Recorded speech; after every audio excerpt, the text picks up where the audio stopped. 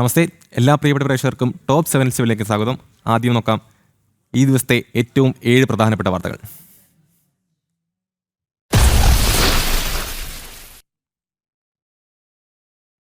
ശബരിമല സ്വർണ്ണക്കവർച്ചയിൽ തൊണ്ടി മുതൽ പൂർണ്ണമായും കണ്ടെത്താനാകാതെ അന്വേഷണ സംഘം. അന്വേഷണം ആരംഭിച്ച് മാസങ്ങൾ പിന്നിടുമ്പോഴും പ്രതികൾ സ്വർണം എന്തു ചെയ്തു എന്നതിന് വ്യക്തമായ ഉത്തരം SITയുടെ പക്കലില്ല.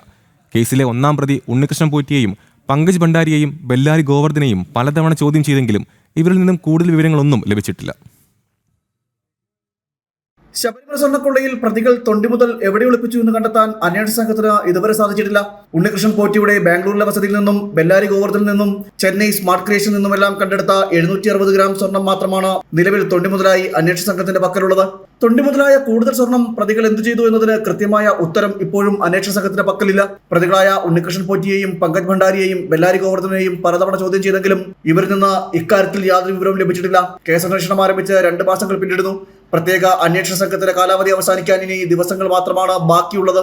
ഈ സാഹചര്യത്തിൽ തൊണ്ടി മുതൽ ഇനിയും കണ്ടെത്താൻ കഴിയാത്തത് അന്വേഷണ സംഘത്തെ സംബന്ധിച്ച് കടുത്ത വെല്ലുവിളിയാകും. കോടതിയിൽ നിന്നടക്കം വിമർശനങ്ങൾ നേരിടാനുള്ള സാധ്യതയുമുണ്ട്. നിലവിൽ ബാക്കിയുള്ള സ്വർണത്തിലെ കുറച്ചു ഭാഗം പ്രതികൾ സ്വകാര്യ ആവശ്യത്തിന് ഉപയോഗിച്ചതായിട്ടുള്ള സംശയങ്ങളും SITക്ക് മുന്നിലുണ്ട്. ഉരുക്കിയെടുത്ത സ്വർണം പ്രതികൾ ആഭരണങ്ങളാക്കി മാറ്റിയെന്നാണ് സൂചന. ഇത് കേന്ദ്രീകരിച്ചും അന്വേഷണം നടത്താൻ തയ്യാറെടുക്കുകയാണ് SIT. ജനം, തിരുവനന്തപുരം. ഉണ്ണികൃഷ്ണൻ പോറ്റിയും ഗോവർദ്ധനും സോണിയക്കൊപ്പം നിൽക്കുന്ന ചിത്രത്തിന്റെ വിശദാംശങ്ങൾ പുറത്തു വരണമെന്ന് BJP മുൻ സംസ്ഥാന അധ്യക്ഷൻ K. സുരേന്ദ്രൻ.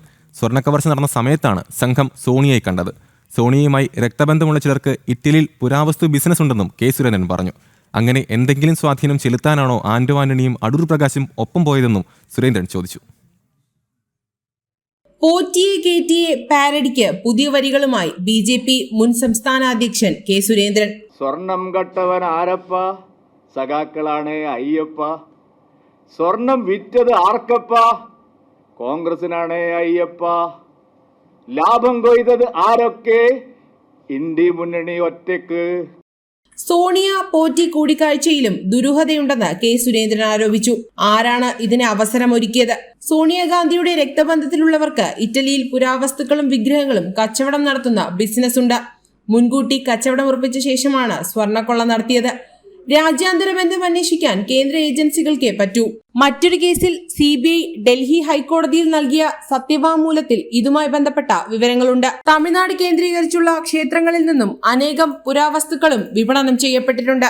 അങ്ങനെ എന്തെങ്കിലും സ്വാധീനം ചെലുത്താനാണോ ആന്റോ ആന്റണിയും അടൂർ പ്രകാശും പോറ്റിക്കൊപ്പം പോയതെന്നാണ് K. സുരേന്ദ്രൻ ചോദിക്കുന്നത്.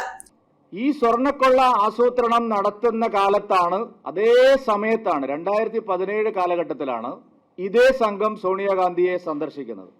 അപ്പൊ ഇവിടെ ഒരു വലിയ സ്വർണ്ണക്കൊള്ള പ്ലാൻ ചെയ്തതിന് ശേഷം അന്താരാഷ്ട്ര പുരാവസ്തു വിഗ്രഹ മാർക്കറ്റിൽ അത് വിറ്റഴിക്കണം എന്ന് തീരുമാനമെടുത്തതിന് ശേഷമാണ് അത് എവിടെ വിൽക്കണം എന്ന് ഉള്ള ഉദ്ദേശത്തിൽ ഈ സന്ദർശനങ്ങളെല്ലാം ഉണ്ണികൃഷ്ണൻ പോറ്റിയും വ്യവസായിയും നടത്തിയിട്ടുള്ളത്.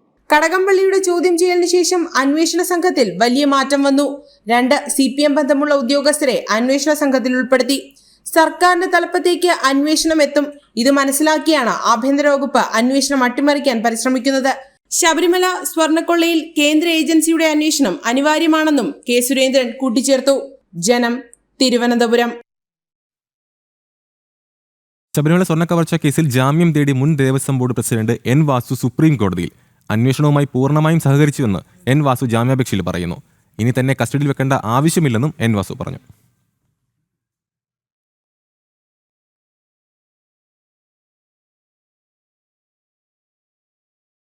ശബരിമല സ്വർണ്ണക്കവർച്ച കേസിൽ SIT അന്വേഷണം ഫലപ്രദമായി മുന്നോട്ട് പോകുന്നുവെന്ന് CPM സംസ്ഥാന സെക്രട്ടറി MV ഗോവിന്ദനും പറഞ്ഞു. അന്വേഷണം കോൺഗ്രസ് നേതാക്കളിലേക്ക് കൈയെത്തുമ്പോൾ SITയെ വിശ്വാസമില്ലാതായെന്ന് പറയുന്നു.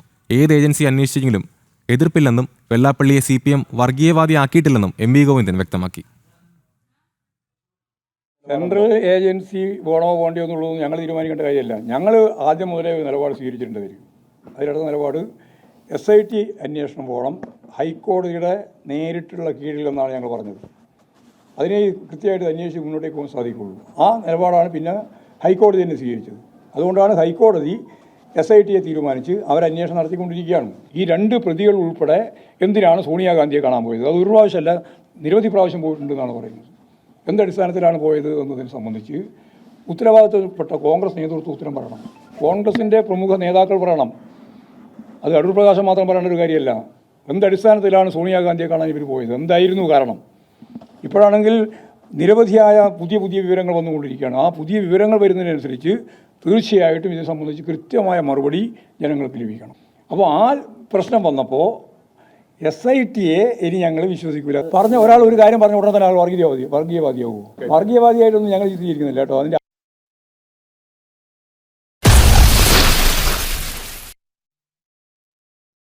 മുസ്ലിം ലീഗിനെയും CPIയെയും കടന്നാക്രമിച്ച് SNDP യോഗം ജനറൽ സെക്രട്ടറി വെള്ളാപ്പള്ളി നടേശൻ. മുസ്ലിങ്ങളെ മുഴുവൻ ഈഴവർക്കെതിരാക്കി രണ്ടാം മാറാട് കലാപമുണ്ടാക്കാനാണ് മുസ്ലിം ലീഗിന് ശ്രമമെന്നും വെള്ളാപ്പള്ളി നടേശൻ പറഞ്ഞു. ബിനോയ് വിശ്വത്തിന്റെ വണ്ടിയിൽ കയറേണ്ട കാര്യം തനിക്കില്ലെന്നും വെള്ളാപ്പള്ളി കൂട്ടിച്ചേർത്തു. മതവിദ്വേഷം അഴിച്ചുവിട്ട് വർഗീയ സംഘർഷത്തിന് മുസ്ലിം ലീഗ് ശ്രമിക്കുന്നു എന്ന ഗുരുതര ആരോപണമാണ് SNDP യോഗം ജനറൽ സെക്രട്ടറി വെള്ളാപ്പള്ളി നടേശൻ ഉന്നയിച്ചത്. മുസ്ലിം സമുദായത്തെ അല്ല താൻ പറഞ്ഞത്, ലീഗിനെയാണ്. അതിന്റെ പേരിൽ മുസ്ലിം സമുദായത്തെ മൊത്തം ഈഴവ സമുദായത്തിന് എതിരാക്കാൻ ശ്രമിക്കുന്നു. അതിലൂടെ അധികാരത്തിൽ വന്നാൽ മാറാട് കലാപം പോലെ ഒരു കലാപം ഉണ്ടാക്കാനാണ് ലീഗ് ശ്രമിക്കുന്നതെന്നും വെള്ളാപ്പള്ളി പറഞ്ഞു. മുസ്ലിം സമുദായത്തെ മൊത്തം ഈഴവ സമുദായത്തിന് എതിരാക്കാൻ, അങ്ങനെ ഇനിയൊരു മാറാട് കലാപം ഇവിടെ അടുത്ത ഭരണം കിട്ടിയാൽ നടത്തണമെന്നുള്ള ദുഷ്ടലാക്കോടുകൂടി ലീഗിൻ്റെ നേതാക്കന്മാരും പരിശ്രമിക്കുന്നു. മലപ്പുറം വിഷയം പറയേണ്ട സ്ഥലമാണോ ശിവഗിരി എന്ന് ചോദിച്ച വെള്ളാപ്പള്ളി അവിടെ മലപ്പുറം വിഷയം തന്നെ കൊണ്ട് പറയിപ്പിച്ച ശേഷം കാര്യങ്ങൾ വളച്ചൊടിക്കാനുള്ള ഗൂഢശ്രമമാണ് റിപ്പോർട്ടർ ചാനലിന്റെ റിപ്പോർട്ടർ നടത്തിയതെന്നും വെള്ളാപ്പള്ളി പറഞ്ഞു. ജാതിഭേദം മതദ്വേഷം ഏതുമില്ലാതെ സർവ്വ സോദരത്തെ എന്ന ആ ചിന്തയിലൂടെ പ്രചരിപ്പിച്ചുകൊണ്ടിരിക്കുന്ന ആ പുണ്യഭൂമിയിൽ, ആ തപോവനത്തിൽ നിന്നുകൊണ്ട് മലപ്പുറം ചർച്ച ചെയ്താൽ എൻ്റെ അന്ത്യം എന്തായിരിക്കും? വ്യാഖ്യാനിച്ച് ഞാൻ മതവാദിയാണ്, അല്ലെ തീവ്രവാദിയാണ്, അല്ലെ മുസ്ലിം വിരോധിയാണ്, അല്ലെ മറ്റു സമുദായത്തിനെതിരാണ് എന്ന് നാളെ ചർച്ച ചെയ്യാനും അത് പ്രചരിപ്പിക്കുവാനുമുള്ള ഗൂഢതന്ത്രത്തിലൂടെയാണ് റിപ്പോർട്ടർ ചാനലിൻ്റെ തീവ്രവാദിയായ റാഹിം പറഞ്ഞുവിട്ടത്. ഞാൻ എന്തിന് ബിനോയ് വിശ്വത്തിന്റെ വണ്ടിയിൽ കയറണമെന്നും MN ഗോവിന്ദൻ നായർ അടക്കമുള്ള നേതാക്കൾ തന്റെ വണ്ടിയിൽ കയറിയിട്ടുണ്ടെന്നും തന്റെ മുന്നിൽ കൈനീട്ടി നേതാക്കൾ കാശ് വാങ്ങുമ്പോൾ പറയുന്ന കാര്യങ്ങളൊന്നും ഇവിടെ പറയുന്നില്ലെന്നും CPIയെ പരിഹസിച്ച് വെള്ളാപ്പള്ളി പറഞ്ഞു. ജനം, ആലപ്പുഴ. മാധ്യമപ്രവർത്തകനെതിരായ പരാമർശത്തിൽ SNDP യോഗം ജനറൽ സെക്രട്ടറി വെള്ളാപ്പള്ളി നടേശനെതിരെ DGPക്ക് പരാതി. യൂത്ത് കോൺഗ്രസ് കോഴിക്കോട് ജില്ലാ വൈസ് പ്രസിഡന്റ് S സുനന്ദനാണ് പരാതി നൽകിയത്. പേര് നോക്കി മതം കണ്ടെത്തി മതന്യൂനപക്ഷങ്ങളെ തീവ്രവാദിയാക്കി ചിത്രീകരിച്ച് വർഗീയ ചേരിതിരിവുണ്ടാക്കാനാണ് വെള്ളാപ്പള്ളി ശ്രമിക്കുന്നതെന്ന് പരാതിയിൽ പറയുന്നു. സമൂഹത്തിൽ ഭിന്നിപ്പും സാമുദായിക സ്പർദ്ധയും ഉണ്ടാക്കുന്ന വെള്ളാപ്പള്ളിക്കെതിരെ നടപടി വേണമെന്നും പരാതിയിൽ ആവശ്യമുണ്ട്.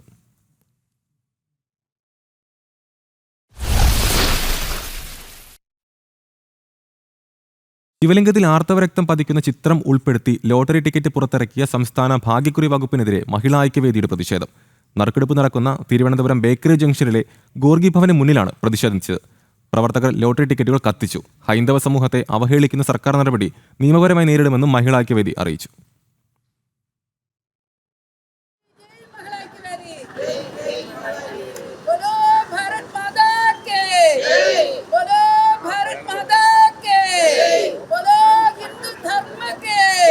ശക്തമായ പ്രതിഷേധമാണ് മഹിളാ ഐക്യവേദിയുടെ നേതൃത്വത്തിൽ നടന്നത്. സംസ്ഥാന ഭാഗ്യക്കുറി വകുപ്പ് പുറത്തിറക്കിയ സുവർണ്ണ കേരളം ഭാഗ്യക്കുറിയിൽ ഹിന്ദു ദൈവങ്ങളെ അധിക്ഷേപിച്ചു എന്നാരോപിച്ചായിരുന്നു പ്രതിഷേധം. ശിവലിംഗത്തിൽ ആർത്തവരക്തം പതിക്കുന്ന രീതിയിലുള്ള ചിത്രം സ്ഥാപിച്ച് ലോട്ടറി ടിക്കറ്റ് പുറത്തിറക്കിയതിലൂടെ സർക്കാരും ലോട്ടറി വകുപ്പും ഹൈന്ദവ സംസ്കാരത്തെ അധിക്ഷേപിക്കുകയാണ് ചെയ്തതെന്ന് മഹിളാ ഐക്യവേദി ആരോപിച്ചു. പ്രതീകാത്മകമായി ലോട്ടറി ടിക്കറ്റിന്റെ ചിത്രം കത്തിച്ച് പ്രവർത്തകർ പ്രതിഷേധിച്ചു.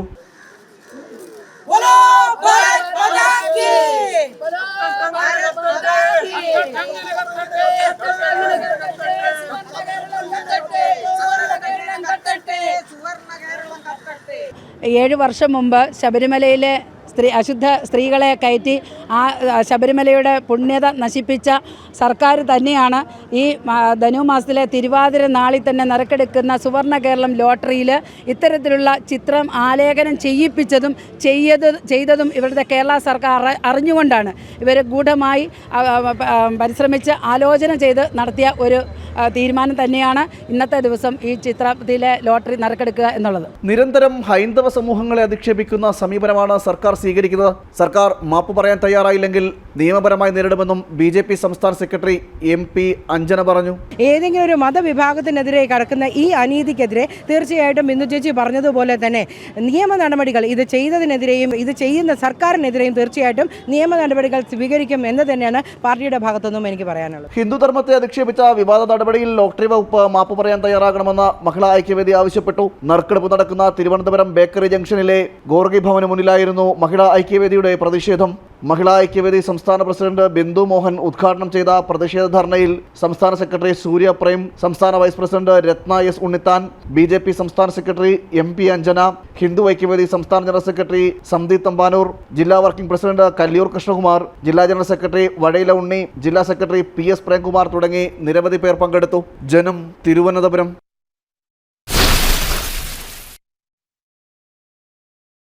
CPM വെട്ടിലാക്കി വടക്കാഞ്ചേരി കോഴ വിവാദം. വടക്കാഞ്ചേരി ബ്ലോക്ക് പഞ്ചായത്തിൽ മുസ്ലിം ലീഗ് സ്വതന്ത്രന്റെ വോട്ട് നേടാൻ 50 ലക്ഷം രൂപ കോഴ നൽകിയതിന്റെ ശബ്ദരേഖ പുറത്തുവന്നു. സംഭവം CPM നിഷേധിച്ചതിന് പിന്നാലെ ലീഗ് സ്വതന്ത്രൻ KU ജാഫറിനെ സംരക്ഷിക്കുമെന്ന് പറയുന്ന ശബ്ദ സന്ദേശവും പുറത്തുവന്നു.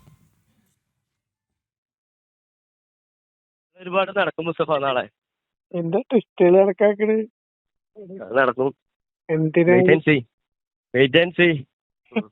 അതുകൊണ്ട് നാളെ പ്രസിഡന്റ് ആവും. അപ്പൊ CPM അല്ലടോ, ഈ CPM ആയിരുന്നല്ലോ. ഞാൻ സ്വതന്ത്രനല്ലേ, സ്വതന്ത്രം മത്സരിക്കുന്നു, ഇഷ്ടമുള്ളവർക്ക് സപ്പോർട്ട് ചെയ്യാം. പാർട്ടിയല്ലേ, ഞാൻ സ്വതന്ത്രനായിട്ടല്ല മത്സരിക്കുന്നത്, പാർട്ടിയിലല്ലല്ലോ മത്സരിക്കുന്നത്. സ്വതന്ത്രനും മത്സരിക്കാലോ മുസ്തഫ, സ്വതന്ത്രനും പ്രസിഡന്റ് ആവാലോ. പാർട്ടി അല്ല കാര്യത്ത് പറഞ്ഞ പാർട്ടി ഇല്ലാത്ത ആളുകൾക്കും പ്രസിഡന്റ് ആവാലോ. എല്ലാന്നേലും മുസ്തഫ 50 ലക്ഷം രൂപ ഓഫർ ഉണ്ട്. ഇതിലത്തെ ഏത് വേണമെങ്കിൽ തെരഞ്ഞെടുക്കാം. ഒന്നെങ്കിൽ പ്രസിഡന്റ് ആവാം അപ്പോ, അല്ലെങ്കിൽ 50 ലക്ഷം രൂപ ഉണ്ട്. എന്നിട്ട് അത് ഇനിയിപ്പോ 50 പൈസ വലുത് നമ്മുടെ അഭിമാനം വലുത്, പാർട്ടിയെ വലുത്. പൈസ ഇട്ട് പിന്നെ നമ്മള് സേഫ് ആയല്ലോ, ലൈഫ് സെറ്റിൽ ആയില്ലോ. എന്ത് സേഫ് ആവണ്, പിന്നെ നമ്മള് രാഷ്ട്രീയത്തിന് ഇറങ്ങേണ്ട വെച്ചാ പറയാ.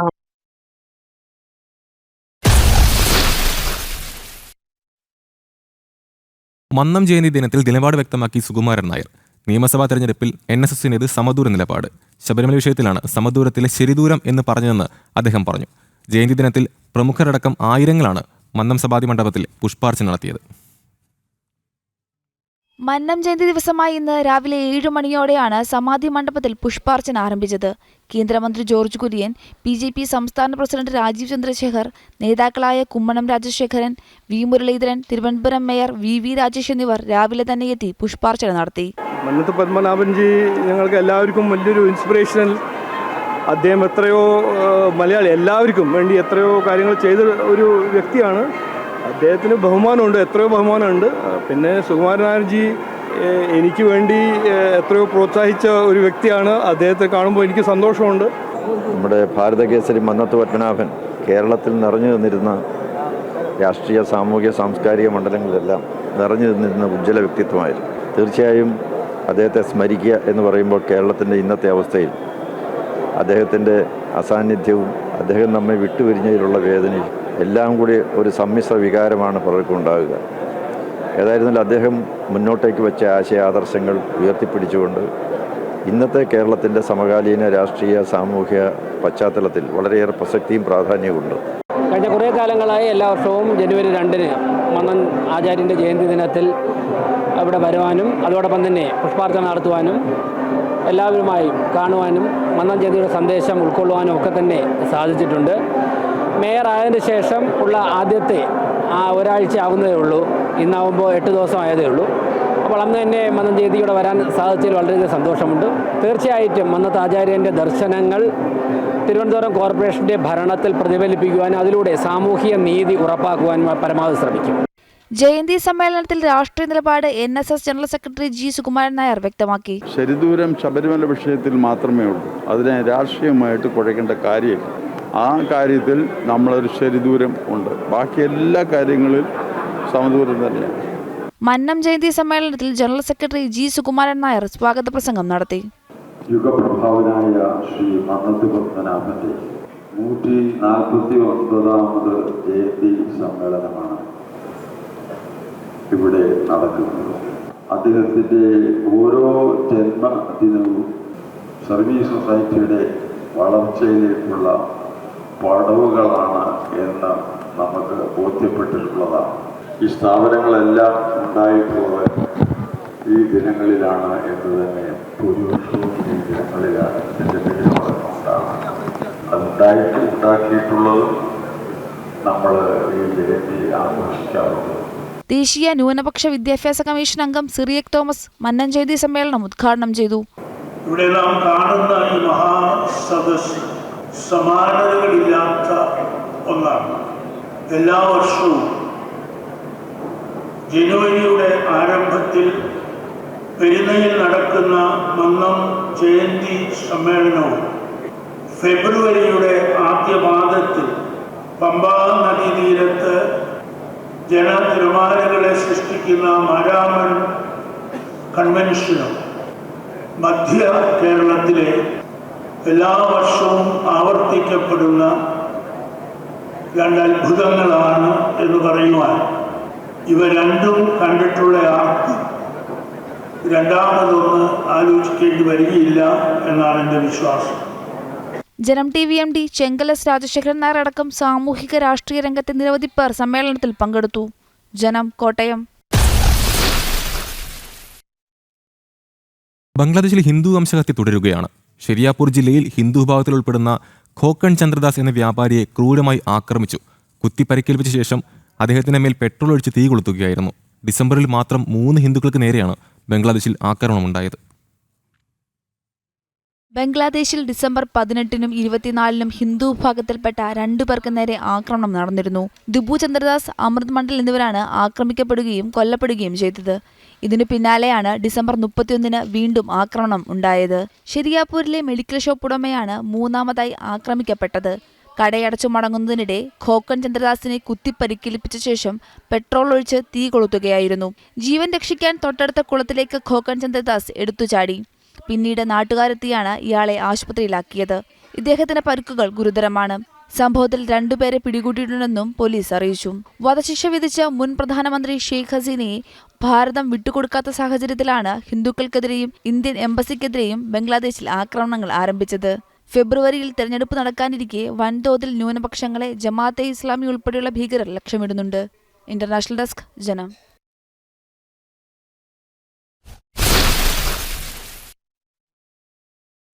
ശബരിമല സന്നിധാനത്ത് അയ്യപ്പന്മാരെ ഭക്തിയിൽ ആറാടിച്ച് കോഴിക്കോട് പ്രശാന്ത് വർമ്മയുടെ സംഗീത മാനസ ജപലഹരി.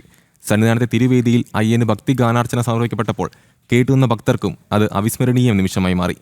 അയ്യന്റെ തിരുസന്നിധിയിൽ ഭക്തിയിൽ ലയിച്ച് സമർപ്പിക്കപ്പെട്ട ഭക്തി ഗാനാർച്ചയുടെ കാഴ്ചകൾ.